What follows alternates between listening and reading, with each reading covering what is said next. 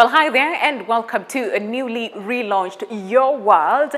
And my name is Winnie Lubembe. Today on the show, we'll be focusing on a conversation that we began yesterday. And this is as far as a very unique set of generation, and that is the Gen Zs. Now, listen to this. The current workforce is constantly evolving, with each generation bringing their own set of values, expectations, and their priorities. And for the Gen Zs, a lot of them are saying 8 to 5 is such a waste of time. But is this really the case? That is what we'll be focusing on today's conversation. And before that, your say.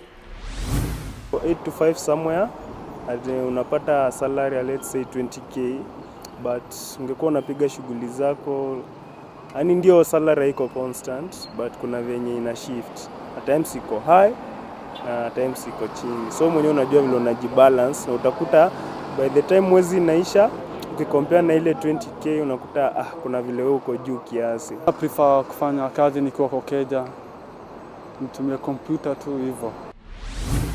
All right, well, let's address a different conversation, but still on a generation, and this is a conversation that we started yesterday as far as the Gen Zs are concerned. And today, our focus will be on the workforce, or career, if you like. And there was a study that was done just recently by Siasa Police, and majority of the Gen Zs that they talked to, they said 8 to 5 is a total waste of time. So today on set, I have two Gen Zs with varied opinions as far as, I would say, the labor force or work or career is concerned, and really what 8 to 5 means to them. So without further ado, I have these two beautiful ladies, very outspoken, if you must. So I'm just warning you, I'm just warning you. They're Gen Zs. At the end of the day, we have Michelle Namasaka, who appreciates the 8 to 5 syndio, Gen Z podcaster. Name it all. I'm also a social media producer. Listen. FYI. Listen. Make a minute. Good to have you, Michelle. Thank you so much for your time. And we also have John Joroge, who is a Gen Z. Yes, appreciates 8 to 5-ish, but should rather also have other things to do. Good to have you as well. Pleasure. Thank you so much for your time. You both look lovely. Thank Bring a mirror. I mean, stop, but don't stop. Listen, let's talk 8 to 5. Yeah. First of all, let's just start from there. What do you make of that? I don't think it's the worst thing ever. Okay. Well, I work, but mine isn't literally from 8 to 5. Yeah. I still do 8 hours. Okay. But I'm done with my shift at maybe afternoon. All right. At 2. You know, Okay. I have the rest of the day to myself. Yeah. I don't think it's the worst thing, Yeah. honestly, Okay. because I've seen my parents, honestly, and other people win in corporates, Okay. you know. We have CEOs out here winning in corporates as well, you know, doing mad and big things, Yeah. and building their big houses and driving big houses.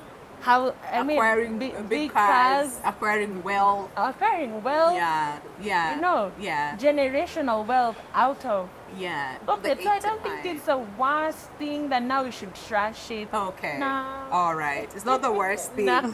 George, 8 to 5. Total waste of time.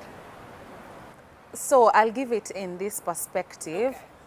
Number one, I'll speak of what my experience is. There are other experiences that I admire that are not my realities, and that gives me the chance to be like, 8 to 5 is not the worst idea, but 8 to 5, it cannot be the only way to go about your career life. 8 to 5, but not 8 to 5. Yes, that's why it's 8 to 5-ish.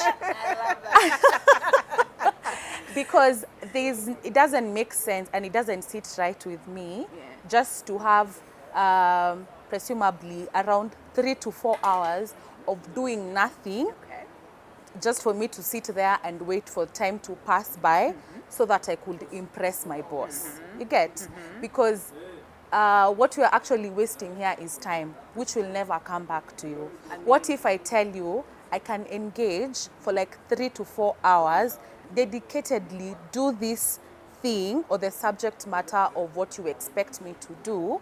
And then once I'm done, I can go and do my thing out there. I can do my passions. I can do things that I am really curious about. I mean, I'm full of energy in this age period that I am in right now. Let's utilize it. Yes, let's utilize it, because a time is coming when that extra 30 minutes, I'll be spending it with my family. I'll be going to pick up kids. I'll be going to, you know, these errands here and there. But now I'm full of energy, and I'm just going to sit and just wait and look at the cars, count the cars that are passing kwa parking, just for you to feel that, oh, she's been here working. Yeah. It doesn't make doesn't sense. make sense. So for me, essentially, and I am very grateful for my work, my type of work, Yeah. where I am not required to be in an office seated on a desk, on a seat like in front of a desk and my laptop, Yeah. and wait for time to pass by. Okay. I go to the field, I train customers, and if we've agreed with a customer that you're supposed to have training at 10 and you're going to do it for the next 3 hours, guess what? My work starts and ends there for that day. Okay. Have On you my tried? other time, Yeah. I am able to do other things. Yeah. And while at it, just to mention that I'm also an entrepreneur. So Okay. just to show you that as a Gen Z, we're not saying that we do not want 8 to 5 for us to go and sleep or Yeah. to go and game. Yeah. We want to do other things. And that is how my current employment Yeah. has allowed for me to be an entrepreneur and employed Okay. while at it. Do you know, it's interesting you're saying that now, like your current workplace knows Yeah. that you are an entrepreneur. You do your things Yeah. on the side. Yeah. But for so many people, you hide. You know that you're a hustle. Yeah. You hide. No, most of your colleagues will not even know it because they might go tell the HR. And then the HR is like, well, nakapa 8 to 5, like in between, you know, those hours, Yeah. you're doing your things Yeah. instead of working on, you know, and delivering on the things that you're supposed to Yeah. deliver. So a lot of people are scared to actually say, hey, yes, I can deliver here, but also I can deliver on this other side. Yeah. But I'm just curious to understand, have you ever tried 8 to 5? But maybe I should speak to Michelle and then I'll come back Yes, to you to okay, understand. okay. Have you ever tried that? Did it work? Okay, clearly maybe it did not work because now you know. But what was the experience like? Yeah. Because even from the research by CSW, they were saying Gen Zs, yes, they don't like the 8 to 5. One of the biggest reasons is they're gatekeepers. You know, like the older people, like in them. Yes, sister, people in their 40s, they'll be like, we're not old. But yes, so the Young yes, at spirit. right? Like the older ones Yeah. are always watching to see, first of all, Michelle, what time do you come in? What time did you go for lunch? What time are you leaving the office? So it's like a lot of gatekeepers who are constantly watching them, that they don't feel free to do their job. So I wonder what your experience Yeah. is like. Yeah. I think I've experienced that in the office. You know, at times where you're working under pressure, and especially you're in the newsroom, and someone just comes to stand next to you and expects you to work. You know, we go like, bruh, Soga. And it's not just there, Yeah. but many times it looks like people are just watching you to see. And after your job, what time? Is it 8 hours sharp Yeah. from that? Yeah. You know? Yeah. So I think there's so much of that you treating I'd say in Yeah. the office. Yeah. And at times it Bambi. At times also you just tell that person, by the way, I really don't like Yeah. standing there. Yeah. When you stand there, I don't work well. Yeah. Yeah. Okay. Thank you. I wonder what the reaction is. It's be like, Excuse you. Can you pick your bags and go? but what is it that you did not like, really, as far as 8 to 5? Aside from the time factor, which you said, listen, you can divide this. There are times where you're most productive and there are times that you're not, right? But aside from that, the time factor itself, what is it about the 8 to 5 that you're like, eh? Okay, mainly it's just the time factor. And because if I'm to mention other things, they just revolve around the time factor. Right. Because you'd say time, I'm required to be here at 8. If not, actually there are workplaces I've had, because now this is not my reality. You show up at 8:15, you're told, Go back home. kesho. Yeah. Yeah. Yeah, kesho. Enjoy your relationship with your bed. Go and have Come fun. tomorrow. But I mean, eventually kuna repercussions Yeah. because maybe you attract the first warning letter Yes. and things like that. Yeah.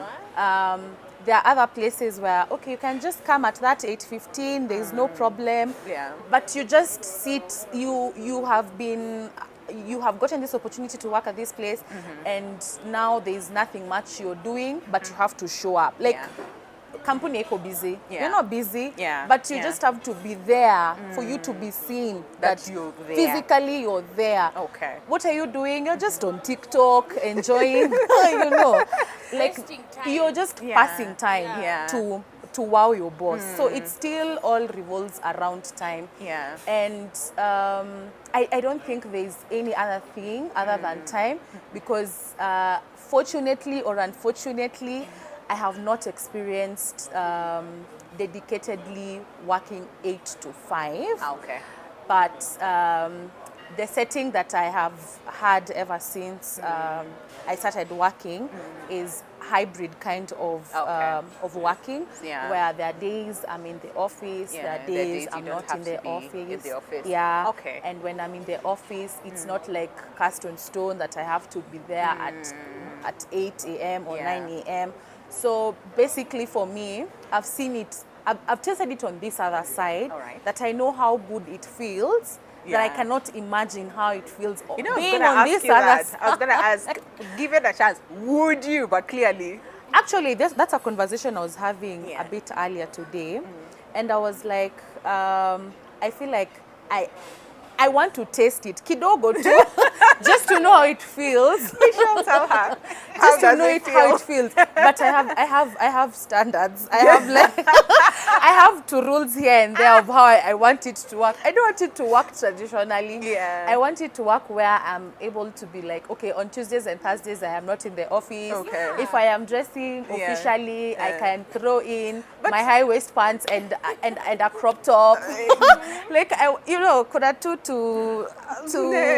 I don't want it as it is right Yeah, now, but yeah. just to show that I still love it, that I am able to choose on how to do it. I you know? see that. Yeah. I really, I see that. I hear that. But I'm just like, I really wish that was. But no, I think it depends, because there's several places, different workplaces, where Monday, Tuesday, it's official. Everybody knows that. Yeah. Wednesday, Thursday is a bit easy. Friday, listen, Nobody. do you? As long as you deliver, and that works. Yeah. But there are other institutions where it's formal through and through. Let's say Yeah. up until Friday. But for you, I mean, it's not literally 8 to 5, but it's the hours that you're required to be in the office. So while at that, what is that ideal environment? And maybe I should ask you this when we have the career coach. But for now, like, what is that like for you in terms of your mental health, your productivity as well? Do you feel like you're more productive all those hours? Or there are hours where you're like, hey, you know? Do you want me to get fired? I'm about to spill some tea. But you know what I'd say? Not all that. First of all, not every day I'm gonna be productive. Let's just start there. I think it's normal, right? Yeah. Right? Yeah. Okay. Very. No, really? Yes. It's not that the whole 8 hours I'm gonna be productive. I'm such a morning person. So probably when I clock in early in the morning, I'm coming in the office guns blazing. But when it reaches at like 11 or 12, I'm like, guys, Michelle is gone. I'm good. I'm just doing other things, Yeah. you know? Yeah. But for the mental health, as you've asked, Yeah. I think journaling has helped, you know, just keeping check on my feelings and also just boundaries. That my shift ends at 2. You can never ever catch me working. Maybe at times, maybe like kidogo times, but you can never get me at working and doing other stuff when I'm out of my shift. Yeah. No. So I think the boundaries and also just how you relate with how I relate with my Your colleagues. colleagues, yeah. Also that yet keeping other things, Yeah. keeping my life private Yeah. and just knowing how I should talk to them and what I should talk to them about. I think that helps with my mental health and also Okay. just having people to talk to. And especially people who've gone through corporate, like my Yeah. mom. Shout out to mom. Yeah. I tell her, whether this and this is happening, and she's like, we know those people. This is how to handle This is them. how you go No. about it. Okay. Yeah. So do you feel there's that environment where you can actually literally go to the HR and say, hey, I am not okay. I need my mental, because of Gen Zs with their mental days. Yeah, it's very.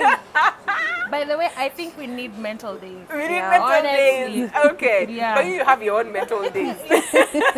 Whenever I can Whenever you decide, feel like. I can decide we're meeting at 10, 9 a.m. is my mental. It's my mental. Yeah. Your mental hour. My mental hour. I really like that. Okay, let's take a break. When we come back, we'll have a career coach here to just then help us understand. So you want flexi hours, right? There's also the gig economy aspect where Gen Zs will be like, I do not want corporate, I do not want anything like that. I prefer, this other side. But then the sustainability aspect of the same might not work. And there's some others who say, so then how do we make the work environments better for Gen Zs to thrive, but to also be productive as well? So we'll be getting all that information after this very short break. Stay with us. The show is Your World.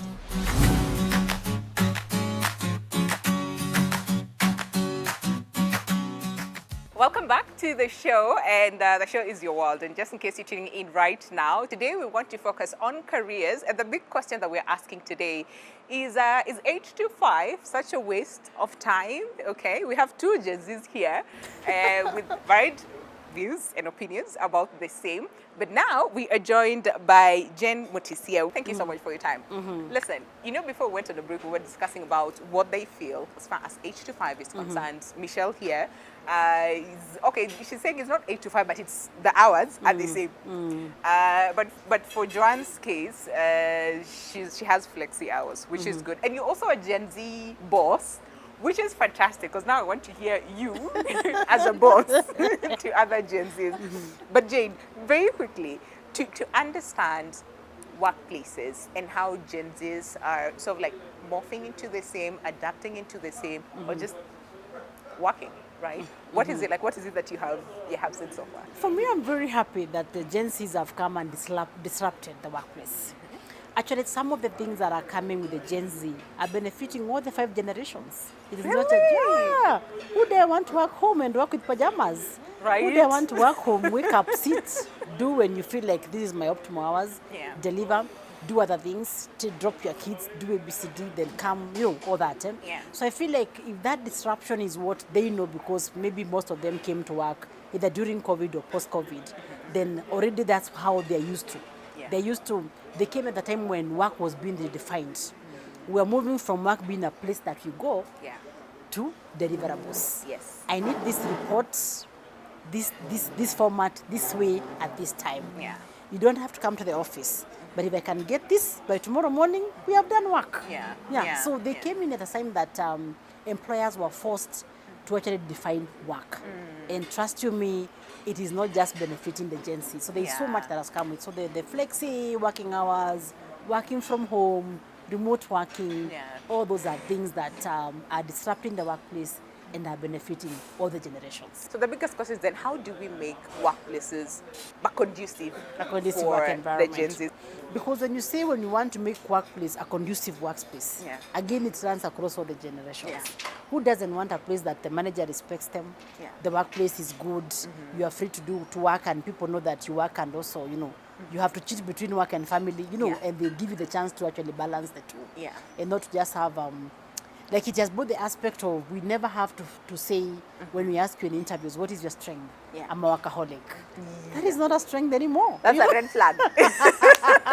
You're about to come and stress the rest of us, you know?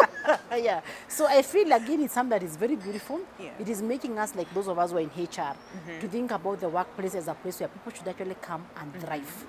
If people are not working because they have no options, because, again, the online, Yeah. there are so many options that people can actually do and get to make ends meet and all that. So it's disrupting in a good way. At the same time, in terms of the mentor space, I work with very many agencies, and I wouldn't say that's an issue. When they flag the mentor forever, there are many other things that cause that. Okay. The issue of them being followed is because also they are working in a space that has very many distractors. You'll find very many managers complaining about she's always on phone. Yeah. She's busy on her laptop, Yeah. but she has connected her WhatsApp, her Instagram, her whatnot. Yeah. And if she was to take a time audit, if she was to audit how she spent her day from morning to this particular time, then you realize the whole day. Yeah. The whole day Spent she on has the- been yeah. on all the social media channels that are Yeah. available. So if you don't manage your time well, if you don't do your bit, Yeah. then my bit as your line manager is not done. Becomes difficult. And I yeah. can tell you have the potential. Because Yeah. again, I have to map the people in my team, Yeah. and I can tell Winnie has the potential. Yeah. When I give her and I keep checking after 1 hour, where are we? Yeah. Work is delivered and delivered well. Yeah. So what Winnie wants is either to know how to detach herself from the addiction All right. of the digital workspace that we are dealing with. Because honestly, in this day and age, you can't avoid it. It's some would say they work. Michelle, for example, social media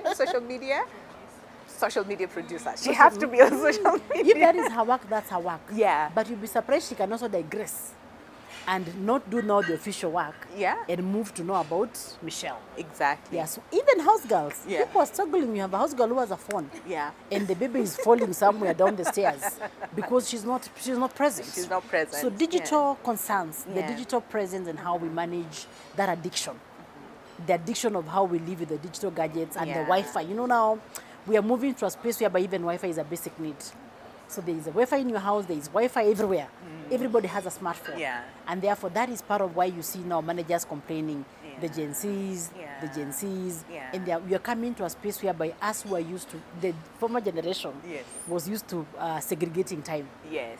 I'm going to work for 3 hours, then I get to social media, or I go, I don't know, out for networking, then I come back or ABCD, Yeah. or I only do these things after working hours. So that discipline could be what they are lacking. Okay. Otherwise, in my opinion, by the time you are being micromanaged, by the time I'm all over your space, Yeah. it's It because means there's some smoke. there's something, There's yeah. something that we need to deal with. Okay. Yeah. Joanne, do you find yourself bossing them the way you're being bossed?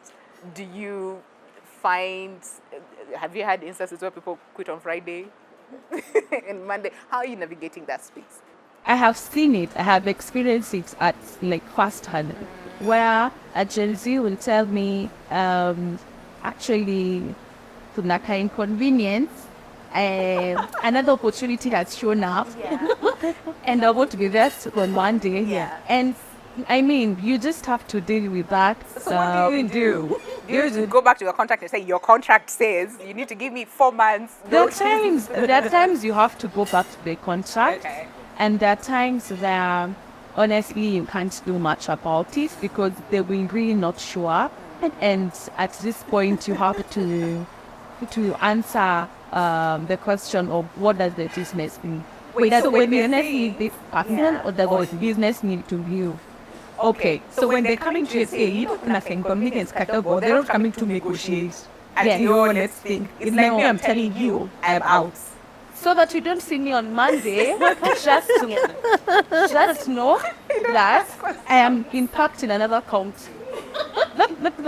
So you just have to calm down and ask yourself, what is the most important thing here? Okay. The most important thing in the business needs has to to move. yeah, the business needs to Okay. move. My customers need to be served. Yeah. So if I am the one who is going to fill in your shoes and now be the social media manager, be the cashier, be the cleaner, be everything in that business for that period Yeah. of time, you really have to do that. Okay. Yeah. What is it that then we can learn from the Gen Zs? And number 2, the whole aspect about the gig culture, the gig economy, and how to make it sustainable. So those are like 2 questions for you, for the Gen Zs, as we finish the conversation. So I'll just first of all pick logo from what she was saying. Yeah. So that is called quiet quitting. that person, the one that is living without a notice, Yeah. it's only that they hadn't found something else. They quit a long time ago. They disengaged. They have been staying there because maybe they need to pay bills and all that. So it's a whole thing that came where we even have that quiet resignation. You know, someone has quit but they haven't put on paper. Yeah. Yeah, but you can tell even work you're pushing them to do. Yeah. What they could deliver in 2 weeks, they're doing a month. Yeah. What they could do in 2 hours, they're doing 2 days. And you have to push and make noise and all that. So Yeah. it's a whole concept. So again, I'll contradict a bit and say that finding purpose again goes across generations. And I know we are coming from a point whereby people had worked for a very long time for the paycheck. Like as long as it paid you and you paid the bills, you could stay there and become the bitter woman, the bitter old man and all that. And it was okay. But people are moving. But in terms of purpose driven, I like giving a story about one time that the former president of the US, John F. Kennedy, went to the NASA offices and he found this cleaner and he asked him, what do you do? And the cleaner said, I am helping put a man in the moon. This is a cleaner, a janitor. Yeah. But he could relate in 1962. Yeah. But he could relate his work of cleaning with actually the bigger picture and mission of the organization. Yeah. And I can assure you for free, since time immemorial, you'll never go to any business and find that they have written there, we are here to make profits. Yeah. That is the main purpose. Yeah. But they say we are here to change lives, we are here to Make an bring impact. news, we are here to bring ABCD. Yeah. And therefore, if we were to change our mindsets as the previous generation, and not make people look like they're just coming for the paycheck. Even the conversations that we have, so that people are able to connect. Even if you do vote for that organization, she could be doing social media, but what is the bigger impact of that? Yes. She could be your crew, Yeah. but what is the bigger picture? Because you wouldn't be able to do this. That's true. You understand what I mean? Yeah. The example of the apple pie. Yeah. If you don't put the apple, Yeah. it is not an apple pie. Apple pie, it's true. You understand? It's true, yeah. So we have to understand the purpose of that apple in that Yeah. pie, and minus it, something is missing. So if Yeah. we're able to relate and even have purpose-driven workplaces, not just careers and jobs, but purpose-driven, where people actually value and they know that everybody that comes, it's a whole topic that I keep saying for the Christians. So just as when he was saying which body organ is more important than. So, and he was trying to tie the purpose of the different body organs with the work that they do for our bodies. So I wouldn't say it's something new. Maybe we are more aware. Yes. Than other generations are really being more are. aware. They really are, yeah. I mean, the cases of like mental health, previous generations, yes, they would feel it. It's not like they didn't feel it. They did, but they were they were not outspoken. Now, Gen Zs are like, yeah, mental days. We need mental days. Yeah, I'm taking my mental day today. Don't mess, right?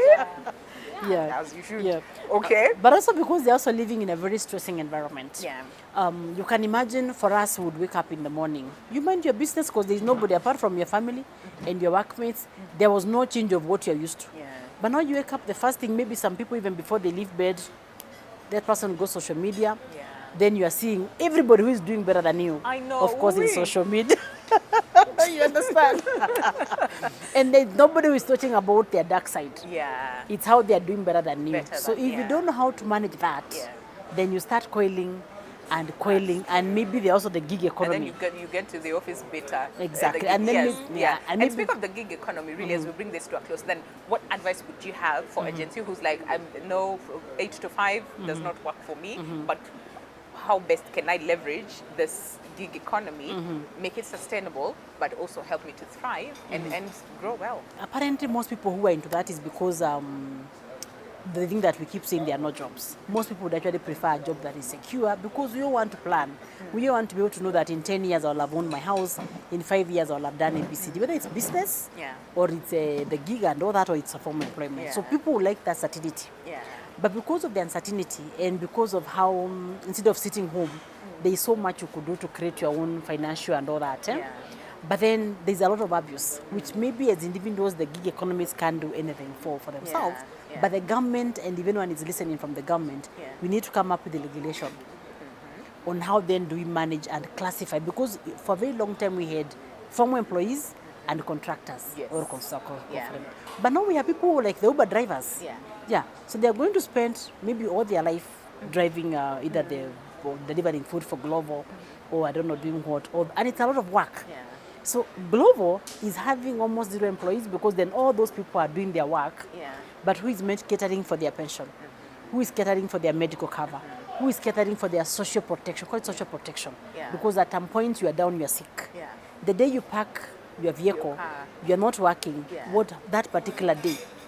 How do you do that particular? And I'm just using Uber. But it could be that I'm a virtual assistant. It could be that I do pieces online and I'm paid for that. The day I'm sick. Yeah. When a normal employee, they have sick leave. The day I'm sick, what happens to me? So we need legislation.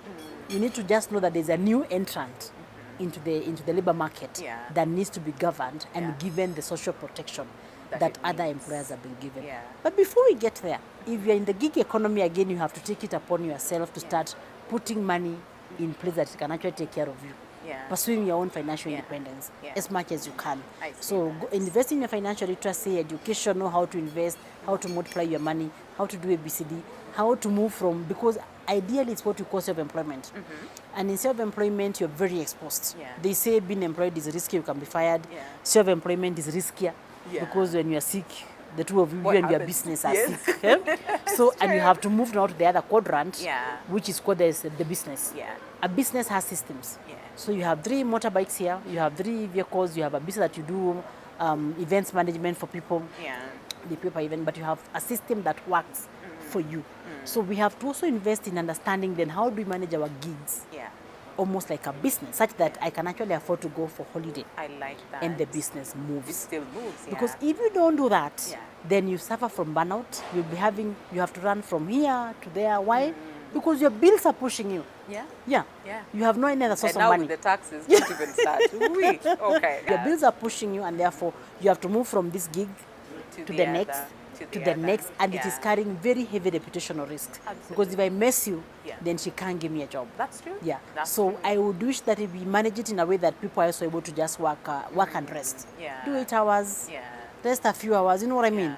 Even as much as in that, then you don't have to go for burnout and mental health and depression and suicides and all that. I see that. I mean, listen, I wish you could sit here and talk about this, but now we have to end the session right here. Please come back again. Anytime, right? Really, so we can have more of these conversations. Very, very insightful. Sure. Thank you so much for your time. Joanne and Michelle as well. Thank you. All the very best in your business. I hope you don't get more people putting on you on a Sunday nights. Be like, man, if you don't see me, I am in Mombasa. In Dubai. I am in Dubai. All right. But really, it's such an insightful conversation. We've learned a lot, and I know you have. But well, time now for you to take a look at this segment. Well, right about now, how about we meet one of the youngest CEOs that you have ever come across and just get to understand his journey. And first of all, why CEO and not maybe an employee somewhere in a different company. But ladies and gentlemen, allow me to introduce Manuel. I don't want to butcher your second name, so please help. Manuel More, who's the founder of Trans Studios, here with us to just take us through, his life as a CEO and a Gen Z CEO at that. So Manuel, it's so good to meet you. So first of all, let's get to understand Manuel. Who is Manuel? My name is Manuel More. I'm the founder of Trans Studios, and I'm a Gen Z CEO. That's actually my identity. Yes. Even on my LinkedIn bio, it's Gen Z CEO. Okay. Because in most meetings when I go, people ask me, are you sure you're the CEO? Because they're expecting someone a bit older, someone, So I started my company when I was 18 years old. Okay. How old are you now? 26. Wow. Okay. I have a lot of experience. Right. I'm heading to 10 years. I did, listen. Before I'm 30. But so I was very passionate with photography and animation. That's what I studied in Riara University and in Shangtao Media Arts College. How are you as a boss to your employers? Currently, I have about 9 to 10 permanent employees, but we also work with content creators, because we're doing marketing on one end, so we have account managers, we have all those, but on this other side of production, we have a very big list of employees who are part-time, who do photography and videography. So a day in my life, I wake up very early. I wake up at 3:50, and then I do most of the work that needs to be done because that's when I'm most productive. In fact, in our team, we work when you're productive. If you think midnight is your time, just deliver by the set deadline. So after that, around 10 to 12, I have my meetings, and then I'm free for the rest of the day. So what do you do with your free time? Go to the gym. I know it doesn't show yet, but I go to the gym. I go to the mall shopping. I meet up with friends, mostly with my family as well. Sometimes I play golf. I try to disconnect from work, to disconnect even from the internet, because my work is mostly online. We transitioned from being a marketing agency, now we are a marketing technology company. So we do tech solutions, but it requires a lot of creativity. So you have to disconnect completely, be in nature, be in a space that you can come up with nice ideas. The most beautiful thing, that the fact that by 12 you're done, you have, because there's usually this thing of work-life balance, and you clearly have both. How is that, like, how has that then shaped you as an employer to your employees? When I left my employment, I knew even when I have people, I'll let them be flexible. So still haven't figured out work-life balance, because I was a bit of a workaholic, because you know, when you're passionate, when the company is new, like you want to continue working. But then at some point, when now people expect a lot from you, you need to have a fresh mind every day. So you learn to create a routine that works for you. All right. So then what is it like being a Gen Z boss? Do you find instances where people are like, no. What are the challenges that you have experienced? What are the perks of being a Gen Z boss? I think it's a mix of everything. On one hand, you're very passionate, you're very energetic, you can do it all. But on the other hand, you're not very experienced, because I'm competing with guys who have been in the industry for more than 20 years.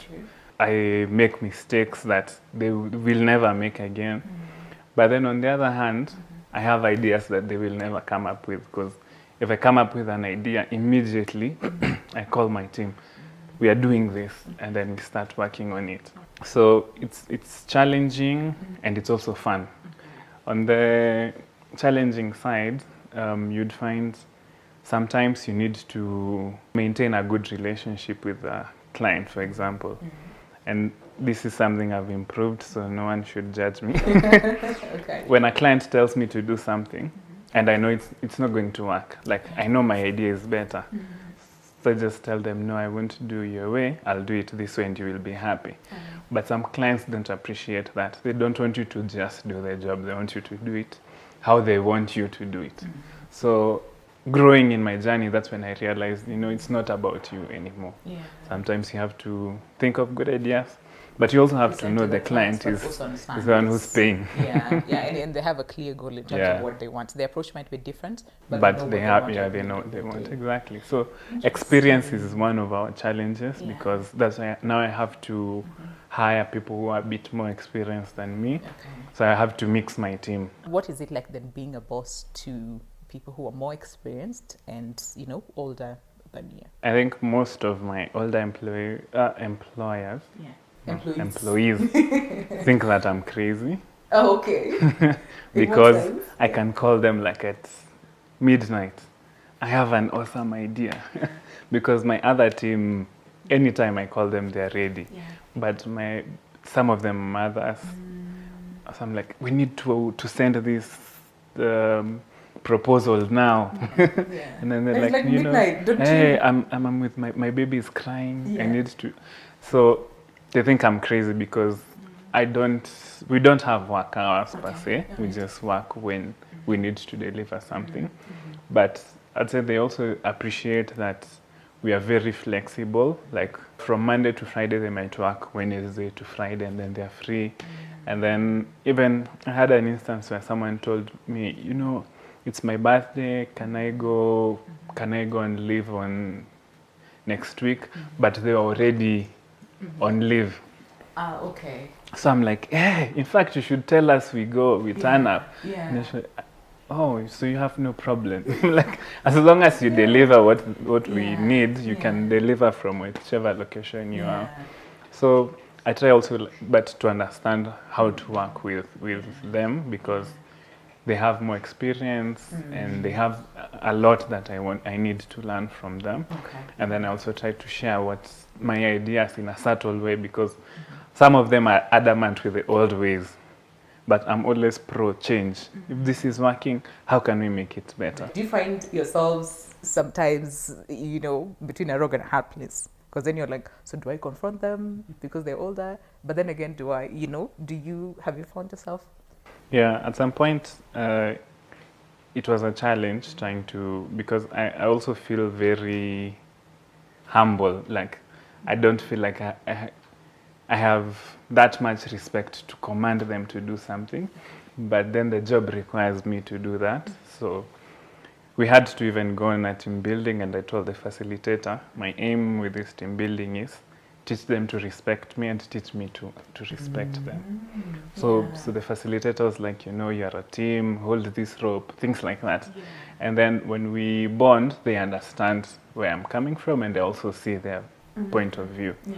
So I think we understand each other now. And even when we hire new people, we already understand how to work with each other. And how to navigate that space. How is it then working with your fellow Gen Zs? Because they'll be like, you're the same age as me. What are you telling me? No, that's harder. Yeah, really? Yeah. I would expect the older, but okay. Because we relate a little too much, so we waste a lot of time. Do you find yourself sometimes people judging you for being young, as a CEO, and how do you respond to that? Mostly people judge me, people are surprised, let me say that. Yeah. That because I'm already small, I look small, and then I'm also young at the same time. So when I get emails, when I respond to emails, people expect, hey, this guy has 20 years experience, I don't know what. And then when they meet me, first you can see them, you're Manuel. Yeah. I'm like, yes. Yeah. And then now, after they hear what I have to say, then they know, it's the same guy who has those creative ideas. Yeah. But in some meetings, I have to go with my older employees, and not necessarily older, who look like they're experienced. So when they get to the meeting first, we introduce them, then there's a rapport, and then when I'm speaking, it looks like we are still part of a bigger team. So I want you to speak then to the older population, right? Who might tend to judge you as a young CEO and saying, this one does not have experience, so we really can't, do business with you because you're young and all those things. What is this one word, okay, maybe two, that you would say to them? Watch me. Well, that was Manuel More, who is the CEO and founder of Trans Studios. Like he said, watch him. Well, see you on the other side of the show.